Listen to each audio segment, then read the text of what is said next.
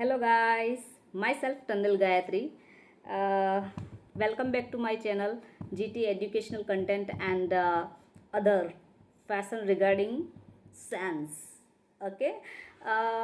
ઘણા દિવસથી હું વિડીયો બનાવું વિચારી રહી છું બરાબર, પણ મને ટાઈમ મળતો નથી અને વિડીયો બન્યો નહીં.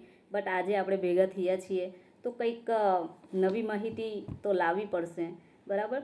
હવે મિત્રો, આજનો મુખ્ય વિષય એ છે કે ટાટ હાયર સેકન્ડરી જે છે બરાબર, એમાં મેરિટ કેટલું રહેશે બરાબર, અને તેની સાથે સાથે જ જે કંઈ એકાદ પરિપત્ર આવેલો છે બરાબર, જે મારી જાણ મુજબ, તો એના પ્રમાણે મને એવું લાગી રહ્યું છે કે મેં જે કહ્યું હતું એ પ્રમાણે કે હાલ વિદ્યા સહાયક 6 થી 8ના ડોક્યુમેન્ટ્સ તો લઈ લીધા એન્ડ નાવ શું કરતા હશે, તો એ લોકો એ જ કરતા છે જે મેં કીધું એ, કે વિશ્લેષણ કરતા છે, એનાલિસિસ કરતા છે, બધા ડોક્યુમેન્ટ્સને અલગ અલગ કરીને ગાંધીનગર બોલાવેલા છે બરાબર. સો ગાંધીનગર જશે ટીમ અને ત્યાં બધું કરશે, ડોક્યુમેન્ટ વેરિફિકેશન્સને એને વ્યવસ્થિત ચેક કરશે અને કંઈક બરાબર એ બધું કરશે.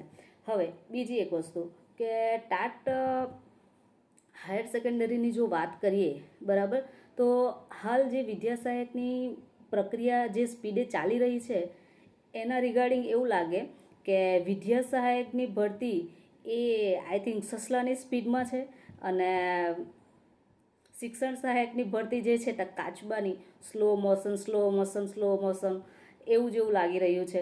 તો મને એવું લાગે કે તેમ છતાં પણ સરકારે તો કીધું જ છે બરાબર, રાજ્ય સરકારે ઓલરેડી ડિક્લેર કર્યું છે કે અમે ભરતી જો કરીશું તો ક્રમિક જ કરીશું. છતાં પણ વિદ્યા સહાયકની જે છે પ્રક્રિયા એ આખી અલગ ડિપાર્ટમેન્ટ કરે છે બરાબર, જ્યારે શિક્ષણ સહાયકની ભરતી એ અલગ રીતે થાય છે બરાબર. બંનેની પ્રક્રિયામાં ખાસો એવો ફરક છે બરાબર. સો મિત્રો, આજે તો મેઇન વસ્તુ આ જ છે કે જો આપણે 6 થી 8 વાળા મિત્રો, 9-10ના મિત્રો બધાને ફાયદો થાય એવું જો કંઈક વિચારવું હોય તો ભરતી જે રીતે બને એ રીતે ક્રમિક જ થવી જોઈએ. ક્રમિક ભરતી થશે તો જ મેરિટ નીચું જશે, અધરવાઇઝ મેરિટ ઊંચું જઈ શકે. કેમ કે વિદ્યા સહાયકની જે જગ્યા છે એ પ્રમાણે અડધા જે મિત્રો જે છે 6 થી 8માં જે જવાના છે બરાબર, એ 6 થી 8માં જો પહેલાં ભરતી થઈ જશે તો એ લોકો 6 થી 8માં પણ જગ્યા રોકી લેશે બરાબર, અને 9-10 અને 11-12માં પછી ફરીથી પાછા એ લોકો જશે બરાબર. એટલે પછી એના કારણે એવું થાય કે મેરિટ હાઈ જતું રહે બરાબર.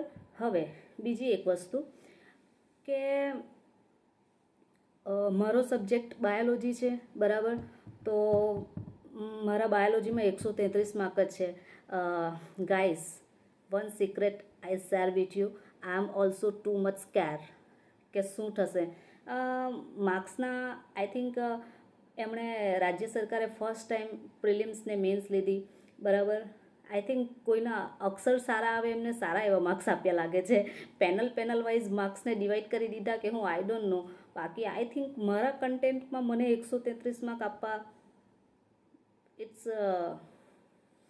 મને લાગે ત્યાં સુધી કંઈક મારા સાથે કંઈક ખરાબ થયું છે. એકચ્યુઅલી મેં નહીં ધાર્યું હતું કે મારા માર્ક્સ 150થી નીચે આવે, બટ હશે હવે વોટ એવર, જે થયું એ થયું. હવે હાલનો વસ્તુ તો આ જ છે કે આપણો વારો આવશે કે નહીં આવશે બરાબર. 133 માર્ક છે, હું ઓબીસી કેટેગરીમાં આવું છું બરાબર, અને બાયોલોજીમાં જગ્યા ગવર્મેન્ટમાં 58 છે બરાબર, અને ગ્રાન્ટેડમાં 66 છે.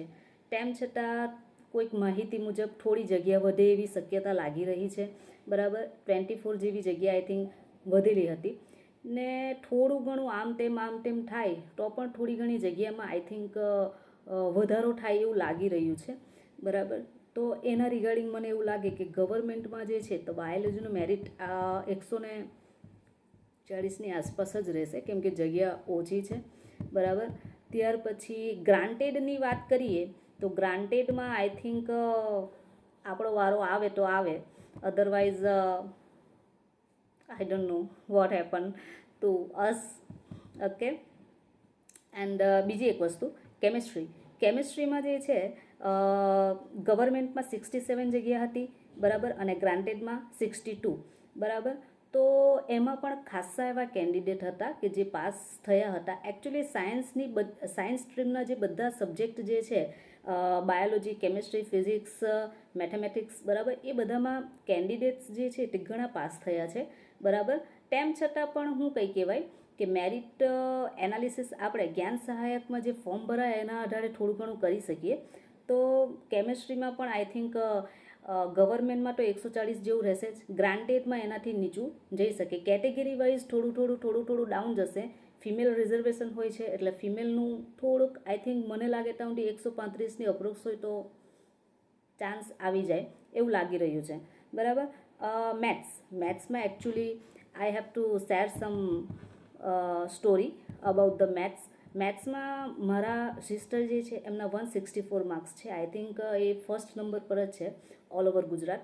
તો એમને તો મળી જ જશે ગવર્મેન્ટમાં, બરાબર. હવે એમાં પણ ખાસા એવા કેન્ડિડેટ્સ છે કે જે પાસ થયા છે, બરાબર, એટલે ગવર્મેન્ટમાં એમાં પણ હાઈ જ રહેશે, બરાબર. મિત્રો, પણ અહીં આપણી મેઇન વસ્તુ આ છે કે ગવર્મેન્ટની જે જગ્યા ગયા વખતે પણ આવી હતી, મેં ફોર્મ ગયા વખતે પણ ફિલ કર્યું હતું. મેરિટ તેમાં આઈ થિંક 58 સમથિંગ બાયોલોજીમાં અટકી ગયું હતું. પણ ત્યારે થયું એવું હતું કે બાયોલોજીમાં આઈ થિંક 330 વ્યક્તિ પાસ થયા હતા ને બાકીના બધા ફેલ થયા હતા. ને જ્યારે આ વખતે આઈ થિંક 474 જેવા તો જ્ઞાન સહાયકમાં ફોર્મ ભરાયા છે, એટલે આઈ થિંક 500 અપ્રોક્સ જેવા વિદ્યાર્થી પાસ થયા હોય એવું લાગી રહ્યું છે. અને જગ્યા માત્ર આપણી પાસે 150ની આસપાસ છે. તો મેરિટ થોડું હાઈ રહે એવું લાગે છે. પણ જો ક્રમિક ભરતી થાય તેમજ કેટલાક મિત્રો જે છે એમને 9-10માં સારા માર્ક્સ હોય અને નજીક મળે એવી કન્ડિશન હોય તો એ લોકો 11-12માં ના લે અને 9-10માં લે, તો જેમને 11-12માં જોઈતું હોય એમને મળી જાય, બરાબર. આવી રીતનું થાય, બરાબર. 11-12ની ભરતી જો પહેલાં થઈ જાય તો 6 થી 8 વાળાને બહુ એવો ખાસો ફાયદો થાય. જે આપણા મિત્રો હાલ જે આંદોલન કરી રહ્યા છે, બરાબર, તેમજ જગ્યા વધારાની માંગ કરી રહ્યા છે, તે એકદમ જ વ્યાજબી છે.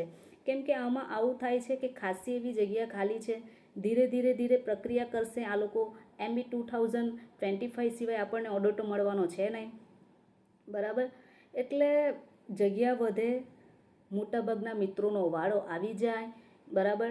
તેમજ બીજા બધા જે કંઈ સબ્જેક્ટ છે, આજે હું આઈ થિંક સાયન્સના 5 સબ્જેક્ટનું જ એનાલિસિસ કરેલું છે, જેમાં બાયોલોજીનું આઈ થિંક 140ની આસપાસ જેવું રહી શકે ગવર્મેન્ટમાં, ગ્રાન્ટેડમાં 135ની આસપાસ, જ્યારે કેમિસ્ટ્રીમાં 140-42ની આસપાસ રહેશે, ગ્રાન્ટેડમાં પણ આઈ થિંક 138-39 જેવું રહેશે. ફિઝિક્સમાં ઓછા કેન્ડિડેટ પાસ હતા બટ જગ્યા ઓછી છે, એટલે આઈ થિંક ફિઝિક્સમાં પણ એ જ કન્ડિશન રહેશે કે ગવર્મેન્ટમાં તો 140 આસપાસ જ રહેશે અને ગ્રાન્ટેડમાં 137-38ની આસપાસ રહે એવું લાગી રહ્યું છે. મેથેમેટિક્સમાં પણ એ જ કન્ડિશન છે, 140ની આસપાસ, જ્યારે ગ્રાન્ટેડમાં જે છે એ 135થી 38ની વચ્ચે હોય તો આવી જશે, બરાબર. હવે સ્ટેટિસ્ટિકની વાત કરીએ તો સ્ટેટિસ્ટિકમાં પણ આઈ થિંક સ્ટેટિસ્ટિકમાં ઓછા કેન્ડિડેટ એવા પાસ થયા હતા, એટલે સ્ટેટિસ્ટિકમાં મોટાભાગના જેટલા બી કેન્ડિડેટ હશે એટલા બધા કેન્ડિડેટ આઈ થિંક લાગી જાય એવું લાગી રહ્યું છે. હવે મિત્રો, આપણે જે છે શિક્ષણ સહાયકની ભરતી પહેલાં થાય એના માટે પ્રયાસ કરવા જોઈએ, જેથી કરીને આપણને જ નહીં પરંતુ વિદ્યા સહાયકોને પણ ફાયદો થાય, તેમજ 1 થી 5ની જે ભરતી થવાની છે એમને પણ ફાયદો થાય, બરાબર. તો આજનું મારું આટલું જ છે. કાલે આપણે ગુજરાતી છે, બધા આ જે કંઈ વિષયો છે, ગુજરાતી, હિન્દી, અંગ્રેજી, બરાબર, સોશિયલ સાયન્સ છે, બરાબર, સાયકોલોજી છે, એ બધાના રિગાર્ડિંગ વાત કરીશું, બરાબર. અને બીજી એક વસ્તુ મિત્રો, હાલ જે મિત્રો પ્રયાસ કરી રહ્યા છે ભરતી ની સંખ્યામાં વધારો થાય, બરાબર, તેમજ ભરતી ક્રમિક થાય, તો એ એકદમ એ લોકો જે કરી રહ્યા તે યોગ્ય કરી રહ્યા છે, બરાબર. આપણે એમાં સાથ સહકાર આપીએ જેથી આપણો પણ વારો આવી જાય અને બીજા ઓછા મેરિટવાળા મિત્રોનો પણ વારો આવી જાય. બરાબર, આજનું આટલું જ હતું. ને બીજી એક વસ્તુ કે વિદ્યા સહાયકમાં તો આઈ થિંક મેં કહી જ દીધું છે કે હાલ તો કંઈ જે ડોક્યુમેન્ટનું એનાલિસિસ કરીને એને ગાંધીનગર લઈ જઈને ચેકિંગની પ્રક્રિયા માટે ચાલી રહ્યું છે. બરાબર, હવે આજે રજા લઉં, આટલું જ. બરાબર, હજી કોઈક માહિતી મળશે તો 100% તમારી સુધી શેર કરીશ. ને બીજી એક વસ્તુ કે 11th-12thનું PML 1 જે છે એ ડિસેમ્બરના એન્ડ સુધીમાં આઈ થિંક આવી જશે. સો don't worry about this and thanks for watching my video. Please like, share and subscribe. Thank you.